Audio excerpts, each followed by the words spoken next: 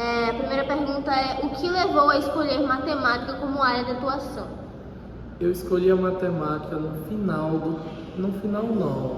meio do terceiro ano, no ensino médio. Eu sempre quis ser professor, mas não seria de matemática. E aí eu tive umas experiências muito boas com as Olimpíadas de Matemática. E aí um professor de matemática me sugeriu o livro E, a História de um Número, que conta a história de um número irracional e transcendente, que é o número E. E aí eu me encantei com aquele livro e fui buscar ler cada vez mais assuntos do tipo, e ele me sugeriu: por que não faz matemática? E foi o gatilho necessário. Você lembra como era a escola quando começou a trabalhar aqui e quais foram as principais mudanças ao longo dos anos? Bom, eu sou um dos professores que chegaram recentemente, em 2022. Então a escola já tinha passado por grandes transformações, uma delas foi o integral. A gente já chegou com o ensino integral.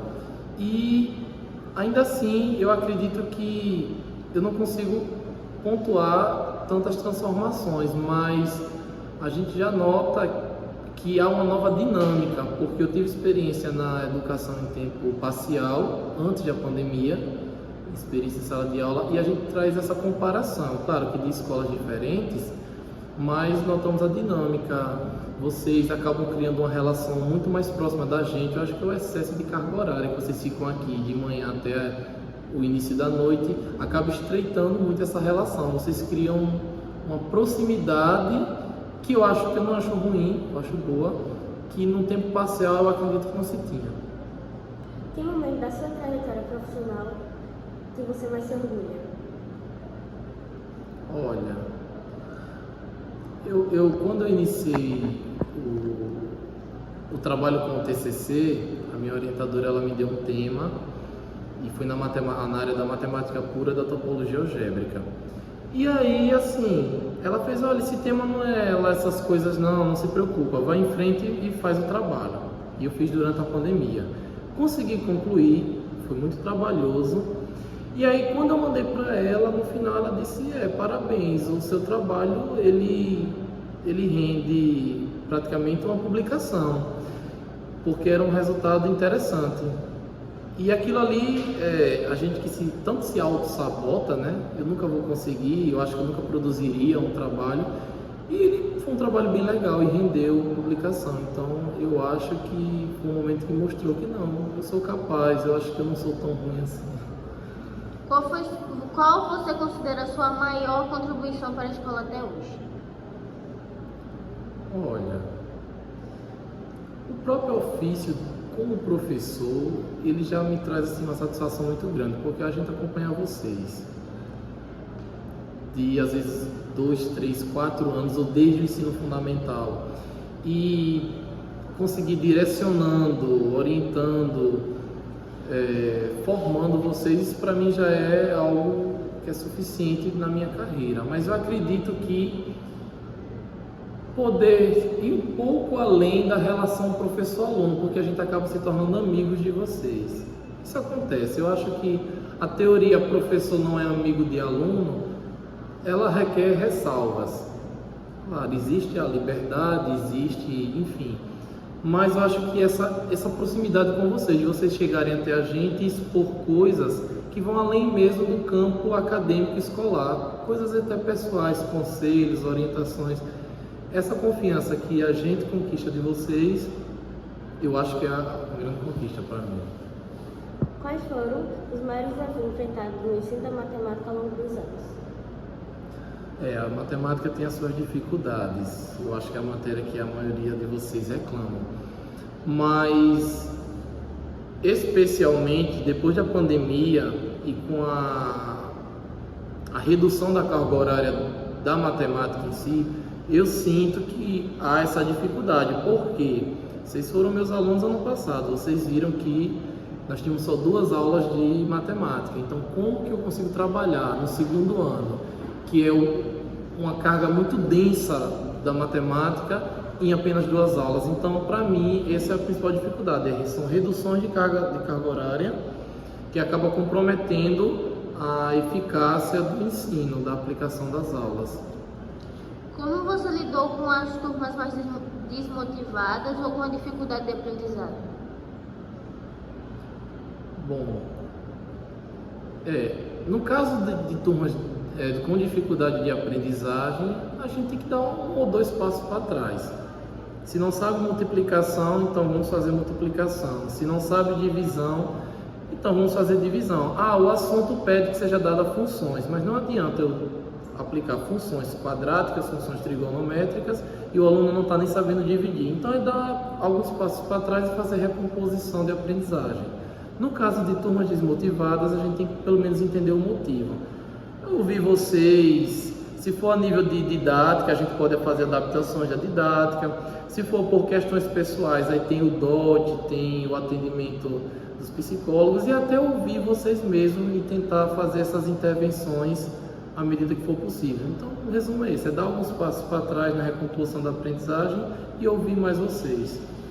A estrutura da escola já dificultou ou ajudou o seu trabalho em algum momento? Já, porque a gente dispõe de pouco espaço, é um espaço disputado por muitos professores, são equipamentos disputados também por muitos professores e a gente falta o apoio, né, dos próprios órgãos responsáveis para dar uma melhoria. A escola é em tempo integral, mas ela ainda requer de estrutura, então a gente faz milagre às vezes, né?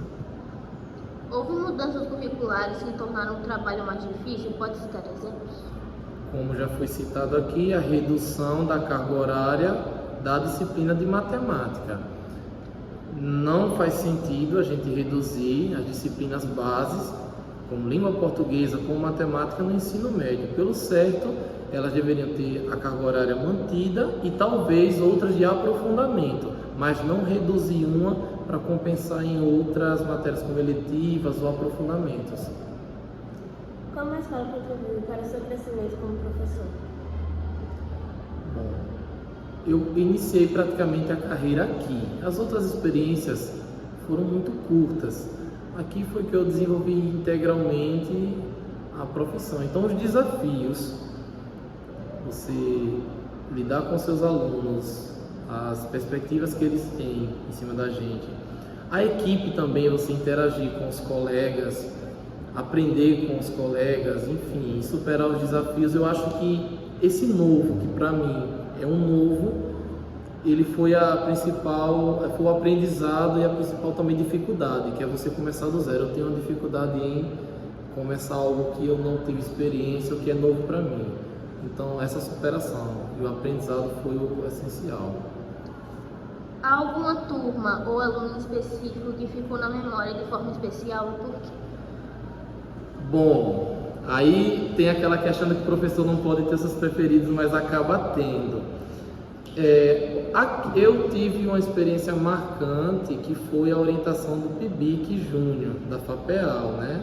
Foram 10 jovens corajosos que deram sim para mim no projeto, porque até então quando a gente fala, olha, tem um projeto de iniciação científica, mas é para matemática, e eles toparam, era um tema avançado, eram conteúdos da graduação em matemática, e eles toparam. Então assim, são 10 meninos que para mim eles ficam no meu coração e ficarão, né, com essa experiência de eles terem se permitido orientar, que eu fosse o orientador deles e aceitado esse desafio. Então são eles que eu levo no coração, são esses 10 alunos da iniciação científica. Quais foram? E detalhe, durante o processo tiveram nossas colaborações, que iniciação científica como coração de mãe, né? Então tiveram essas, eu acho, gente, vamos ser sinceros, é Marcos falando, é o terceiro ano de 2025 em peso, eu não tenho como mensurar. Tem uns que eu tenho uma proximidade por vínculos de estudos, mas é o terceiro ano em peso, então fiquem com raiva as outras turmas, mas eu levo no coração. Quais foram os colégios e gestores que mais marcaram sua trajetória na escola? Quais? Colegas e gestores. Olha, colegas eu tenho. Quando eu comecei aqui, eu acho que eu tenho uma gratidão com as pessoas que me acolheram. Foram eles, Marcelo, de Biologia, que não está mais aqui, professor Eric, de Sociologia, doutor Eric, né? O Anderson, que é um físico quântico incrível. Então nós formamos esse quarteto, eles me acolheram e nós nos divertimos muito porque tivemos a nossa dificuldade de adaptação, de convivência. Chegamos num momento em que, para os efetivos assumirem, os monitores teriam que sair, e foi feito de uma maneira, não pela escola, mas pelos órgãos responsáveis, de uma maneira muito rude. E essa amizade, esse companheirismo foi muito significativo.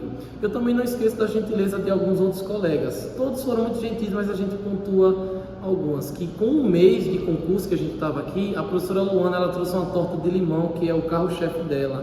E ela nem tinha intimidade com a gente. Ela ouviu falar, olha, vamos fazer um mês de concurso dia 5 de maio, dia 5 de junho. E aí ela trouxe, olha, cheguei para comemorar o mês de concurso de vocês. Então são essas atitudes que vai mostrando que você está no caminho certo.